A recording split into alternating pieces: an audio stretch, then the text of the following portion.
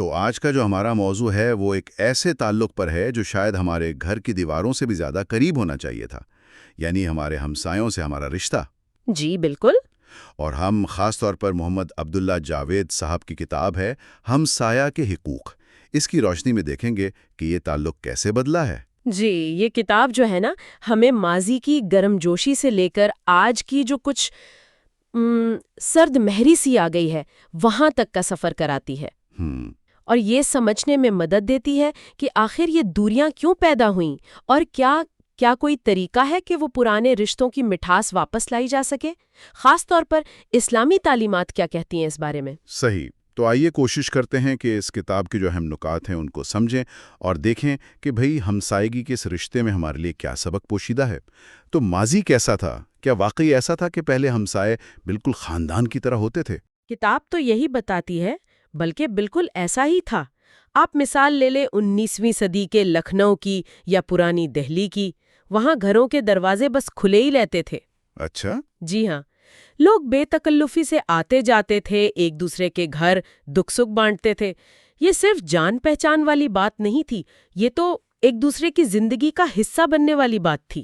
مجھے یاد آ رہا ہے کتاب میں شاید بنگلور اور حیدرآباد کی مثال بھی تھی کہ وہ پکوانوں کا تبادلہ ہوتا تھا عام طور پر۔ جی بالکل۔ اور جنوبی ہند میں تو شادی بیاہ گویا پورے محلے کا کام سمجھا جاتا تھا۔ جی ہاں بالکل، خوشی ہو یا غم سب سانجھے تھے، اور یہ صرف سماجی میل جول تک ہی محدود نہیں تھا، یہ ایک طرح سے دیکھے تو سماجی تحفظ کا ایک نظام بھی تھا۔ اچھا، سماجی تحفظ کا نظام کس طرح؟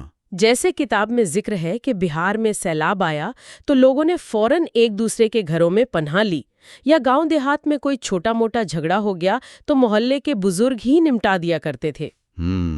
تو یہ باہمی انحصار تھا، اعتماد تھا جس پر معاشرہ قائم تھا۔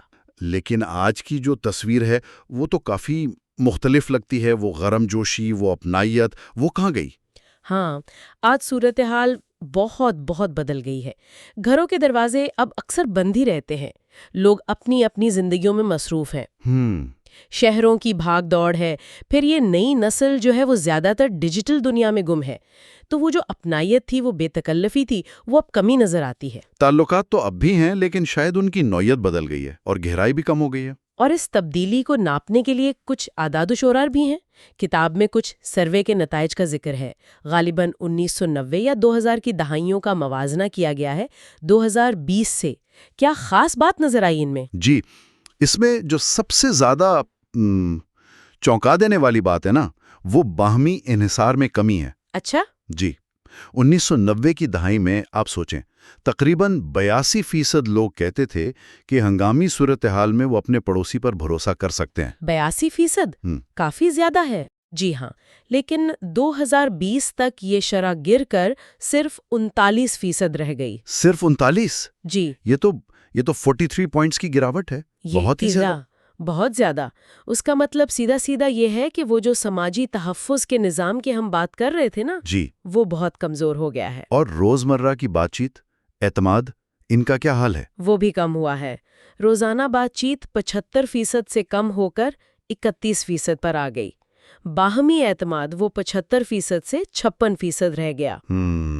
تہواروں میں شرکت بھی کم ہوئی، محلے میں جو ایک تحفظ کا احساس ہوتا تھا وہ بھی کافی کم ہوا ہے۔ اور ایک اور تحقیق کا بھی ذکر ہے، پیو ریسرچ سینٹر کی 2019 کی رپورٹ۔ وہ بتاتی ہے کہ امریکہ جیسے معاشرے میں بھی 60% سے زیادہ شہری اپنے پڑوسیوں کے نام تک نہیں جانتے۔ ارے باپ رے، نام تک نہیں جانتے؟ جی، تو یہ اعداد و شمار واضح طور پر تعلقات میں ایک سرد مہری دکھا رہے ہیں۔ تو پھر سوال یہ پیدا ہوتا ہے کہ آخر اس گراوٹ کی وجوہات کیا ہیں؟ کیوں ہوا یہ سب؟ کتاب اس بارے میں کیا کہتی ہے؟ دیکھیں، کئی وجوہات ہیں۔ ایک بڑی وجہ تو سوشل موبلٹی بتائی گئی ہے، یعنی سماجی نقل و حرکت۔ اچھا؟ لوگ بہتر روزگار کے لیے، تعلیم کے لیے دیہات سے شہروں کی طرف آتے ہیں یا ایک شہر سے دوسرے شہر چلے جاتے ہیں۔ اب نئی جگہ پر جڑے بنانا، وہ تعلقات استوار کرنا، وہ مشکل ہوتا ہے۔ یہ تو ہے۔ اور شہری زندگی کی اپنی مشکلات بھی ہیں۔ بالکل، شہروں کی تیز رفتاری، کام کے لمبے اوقات، آنے جانے میں جو وقت لگتا ہے، یہ سب چیزیں بھی لوگوں کو ایک دوسرے سے دور کرتی ہیں، وقت ہی نہیں ملتا۔ اور کیا ثقافتی اور معاشی فرق بھی کوئی کردار ادا کرتے ہیں، جیسے مختلف زبانیں، مذہب، رہن سہن؟ یقیناً جب مختلف پس منظر کے لوگ ایک ساتھ رہتے ہیں نا تو کبھی کبھی ہم آہنگی پیدا کرنا مشکل ہو جاتا ہے۔ زبان کا فرق، مذہب کا، طرز زندگی کا، اور پھر یہ امیری غریبی کا فرق، یہ بھی نفسیاتی طور پر دوریاں پیدا کر دیتا ہے۔ اور ٹیکنالوجی کا کردار؟ آج کل تو ہر کوئی فون میں لگا رہتا ہے، اسے ڈیجیٹل آئسولیشن کہا جا رہا ہے۔ جی، یہ بھی ایک بہت اہم نقطہ ہے۔ آج لوگ آمنے سامنے ملنے کے بجائے آن لائن زیادہ وقت گزارتے ہیں۔ فیس بک پہ دوست ہزاروں ہیں، لیکن ساتھ والے گھر میں کون رہتا ہے یہ نہیں پتا۔ ایک سروے کا حوالہ بھی ہے کہ 70% سے زیادہ نوجوان آن لائن دوستوں کو حقیقی پڑوسیوں پر ترجیح دیتے ہیں۔ تو ظاہر ہے آمنے سامنے کے تعلقات کی اہمیت کم ہو رہی ہے۔ اس کے علاوہ یہ انڈیویجولزم یعنی انفرادیت پسندی کا رجحان کہ بس میں اور میرا گھر، پرائیویسی بہت اہم ہو گئی ہے۔ جی ہاں، اور پھر یہ گیٹڈ کمیونٹیز اور اونچے اپارٹمنٹس کا کلچر، اس نے بھی تو فرق ڈالا ہوگا۔ بالکل ڈالا ہے۔ یہ جو محفوظ رہائشی علاقے ہیں یا بلند و بالا عمارتیں ہیں، یہ طبعی طور پر بھی لوگوں کے درمیان فاصلے پیدا کرتی ہیں۔ صحیح۔ ایک تحقیق بتاتی ہے کہ اپارٹمنٹس میں رہنے والے 40% لوگ اپنے پڑوسیوں سے کبھی ملتے ہی نہیں۔ 40%؟ جی، اور ان سب سماجی اور معاشی وجوہات کے ساتھ ساتھ ایک اور بہت اہم وجہ ہے، وہ ہے اخلاقی گراوٹ اور حسن سلوک کی کمی۔ اچھا، انہیں چھوٹی چھوٹی باتیں جو ہیں وہ بڑے جھگڑوں کا سبب بن جاتی ہیں، جیسے شور شرابہ، پارکنگ کا مسئلہ، صفائی کا خیال نہ رکھنا، اس طرح کی چیزیں۔ بالکل یہی کتاب میں تھامسن رائٹرز کے ایک عالمی سروے کا حوالہ بھی ہے۔ جی؟ اس کے مطابق دنیا بھر میں پڑوسیوں کے جھگڑوں کی سب سے عام وجوہات میں شور سرفہرست ہے، تقریباً 48%۔ پھر پالتو جانوروں کے مسائل ہیں، کوئی 29%، بچوں کا رویہ، صفائی یا کوڑا کرکٹ، یہ سب عام وجوہات ہیں۔ اب دیکھیں، یہ مسائل بذات خود شاید اتنے بڑے نہ ہوں، لیکن جب برداشت نہ ہو، ایک دوسرے کا لحاظ نہ ہو، بات چیت سے مسئلہ حل کرنے کی کوشش نہ ہو، تو پھر یہ چھوٹی باتیں ہی تعلقات بگاڑ دیتی ہیں۔ تو کیا ساری تصویر ایسی ہی مایوس کن ہے یا کچھ امید کی کرنیں بھی ہیں؟ کتاب میں کچھ مثبت مثالیں بھی دی گئی ہیں۔ نہیں، مایوسی کی بات نہیں ہے، اچھی مثالیں بھی ہیں، اور وہ بہت اہم ہیں۔ کتاب میں خاص طور پر بھارت کے مختلف علاقوں سے ایسی مثالیں جمع کی گئی ہیں جہاں لوگ مذہب اور ثقافت کے فرق کے باوجود بہترین ہمسایوں کی طرح رہتے ہیں۔ اچھا، جیسے آگرہ کا ایک گاؤں ہے سادھن، وہاں ہندو مسلم بالکل مل جل کر رہتے ہیں۔ یو پی کا ایک گاؤں ہے دہڑیاواں، وہاں مندر اور مسجد ایک ہی صحن میں ہیں۔ ایک ہی صحن میں؟ جی، اور ایک دوسرے کی عبادت کے اوقات کا اتنا خیال رکھتے ہیں کہ جب نماز کا وقت ہو تو مندر میں گھنٹی نہیں بجاتے۔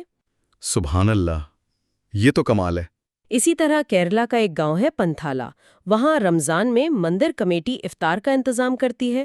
کشمیر کی بھی مثالیں ہیں۔ یہ سب ظاہر کرتا ہے کہ فرق ہونا مسئلہ نہیں ہے، اصل چیز باہمی احترام اور رواداری ہے۔ یہ تو واقعی بہت متاثر کن مثالیں ہیں۔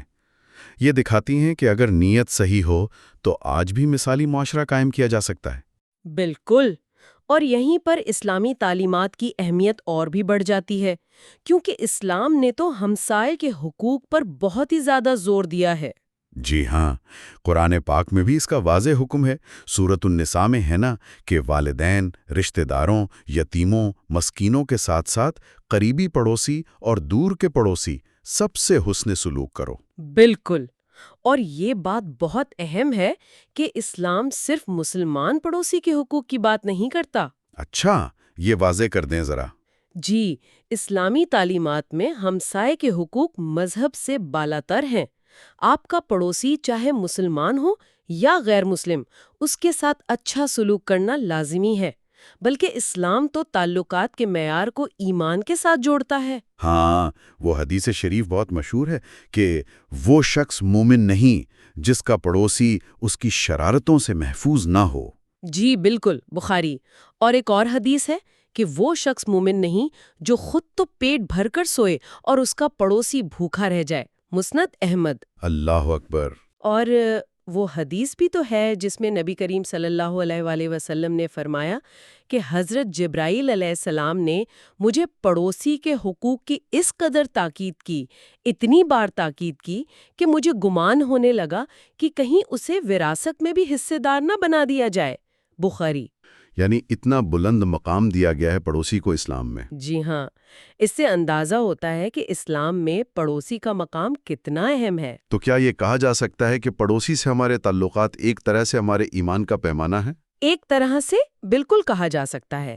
ایک حدیث کا مفہوم ہے کہ اگر تم جاننا چاہتے ہو کہ تم اچھے ہو یا برے تو اپنے پڑوسیوں سے پوچھو۔ اگر وہ تمہیں اچھا کہیں تو تم اللہ کے نزدیک اچھے ہو، اور اگر وہ تمہیں برا کہیں تو تم اللہ کے نزدیک برے ہو۔ ابن ماجہ۔ یعنی یہ ایک سماجی آئینہ بھی ہے اور ہماری روحانی حالت کا اشارہ بھی۔ بالکل۔ کتاب میں نبی کریم صلی اللہ علیہ وآلہ وسلم کے بیان کردہ پڑوسیوں کے حقوق کے ایک چارٹر کا بھی ذکر ہے۔ اس میں کیا کیا اہم باتیں شامل ہیں؟ جی، وہ ایک بہت ہی جامع فہرست ہے۔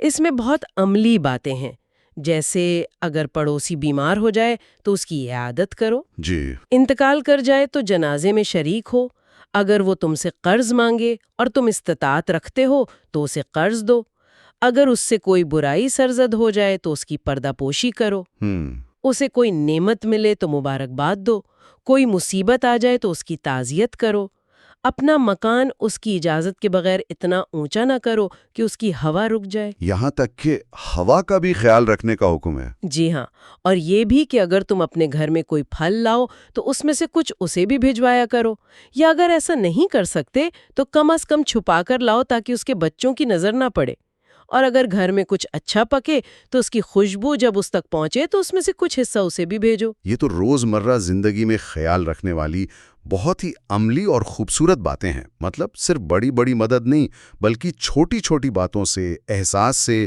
تعلق بنتا ہے۔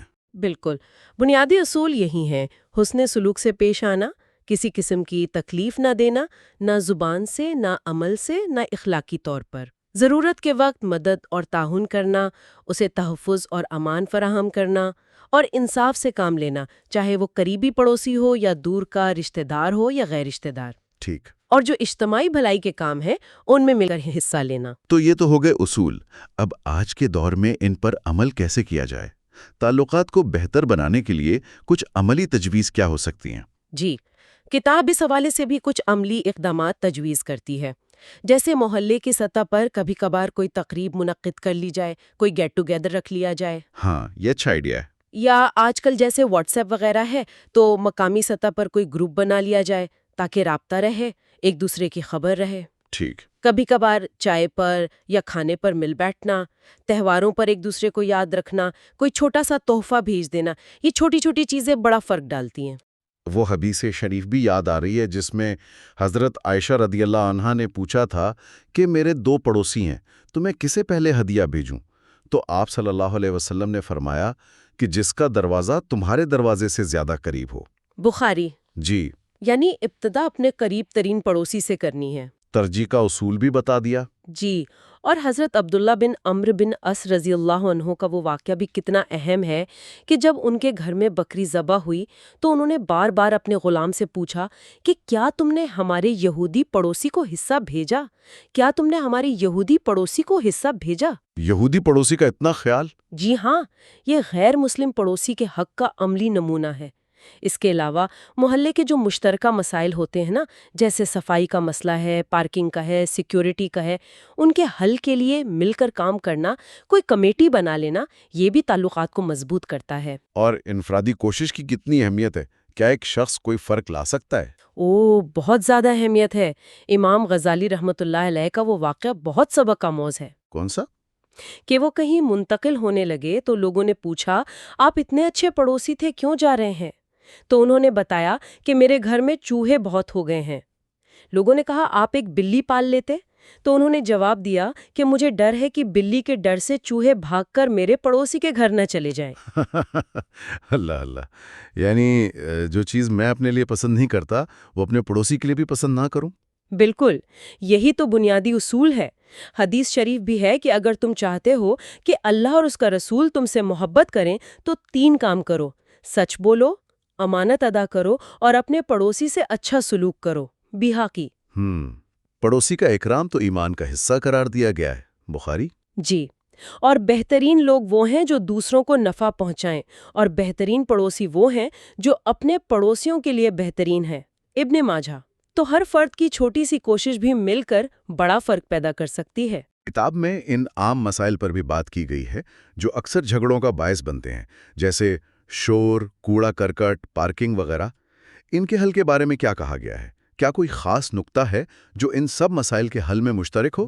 جی، سب سے اہم اور مشترک نقطہ یہی ہے کہ کوشش یہ ہونی چاہیے کہ مسائل بات چیت، افہام و تفہیم اور باہمی رضامندی سے حل ہوں، یعنی لڑائی جھگڑے یا قانونی کارروائی سے پہلے۔ بالکل، قانونی کارروائی یا جھگڑا تو آخری حل ہونا چاہیے، کیونکہ اس سے تعلقات اکثر مزید خرابی ہوتے ہیں۔ چاہے شور کا مسئلہ ہو، اس کے لیے بھی قوانین موجود ہیں، آواز کی حدیں، ڈی بی لیولز مقرر ہیں، لیکن پہلے آپس میں بات کر کے اوقات کار طے کر کے مسئلہ حل کرنے کی کوشش کرنی چاہیے۔ ٹھیک۔ اسی طرح صفائی یا کوڑے کرکٹ کا مسئلہ ہے تو محلے کی سطح پر کوئی نظام بنا لیا جائے، کوئی کمیٹی بنا لی جائے، ضرورت پڑے تو بلدیاتی اداروں سے مدد لی جائے۔ اور جیسے جائیداد یا حدود کے تنازعات ہوتے ہیں، اس کے لیے بھی بہتر ہے کہ مشترکہ طور پر سروے کروا لیا جائے یا کسی غیر جانبدار تیسرے فریق کو ثالث بنا لیا جائے۔ پارکنگ کے لیے جگہ مخصوص کی جا سکتی ہیں، اصول بنائے جا سکتے ہیں۔ تعمیرات کرنی ہے تو پڑوسی کو پہلے سے بتا دیں، حفاظتی اقدامات کا خیال رکھیں، پرائیویسی کا احترام کریں، کیمرے لگاتے ہوئے خیال رکھیں کہ ان کا رخ دوسروں کے گھر کی طرف نہ ہو۔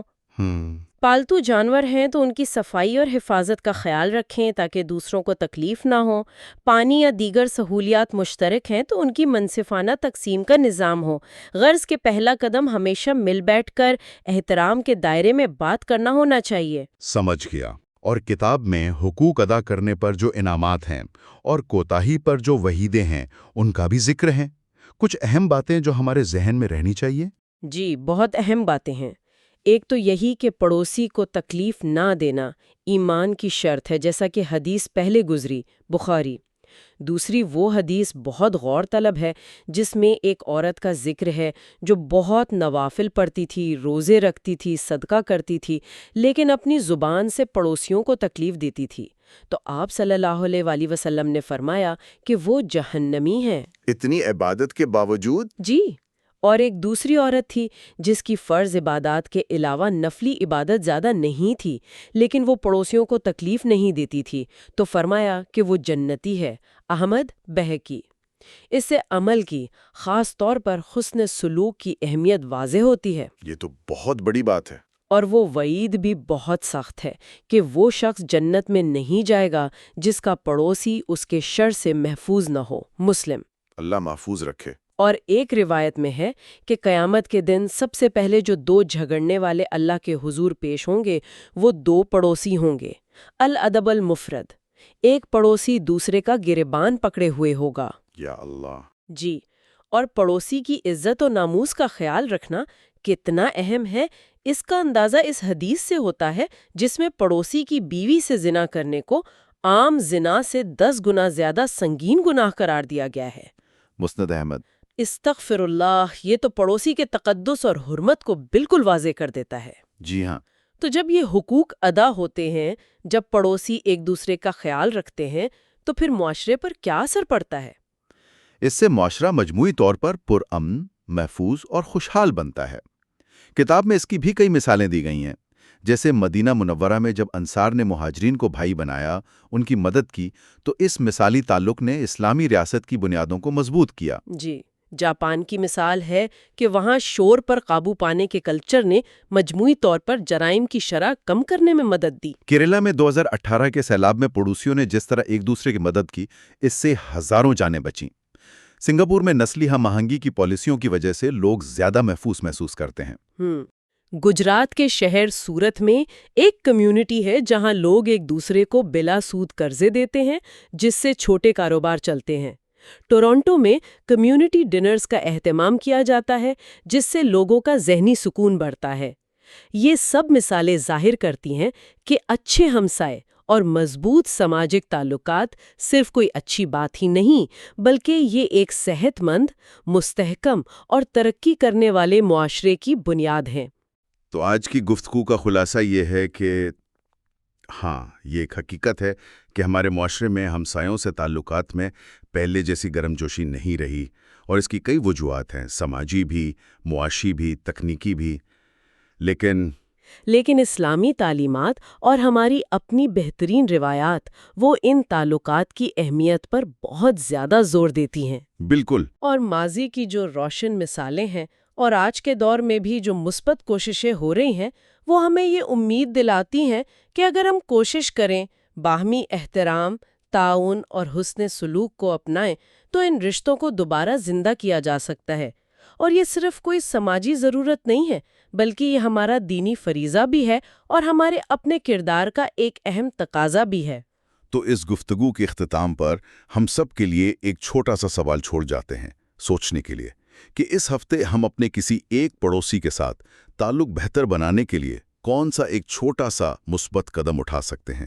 شاید صرف ایک مسکراہٹ، ایک سلام، خیریت پوچھ لینا، یا کوئی بہت ہی چھوٹی سی مدد۔ یہ قدم نہ صرف ہمارے محلے میں، ہمارے معاشرے میں فرق لا سکتا ہے، بلکہ شاید ہمارے اپنے اندر بھی ایک اچھی تبدیلی کا باعث بن سکتا ہے۔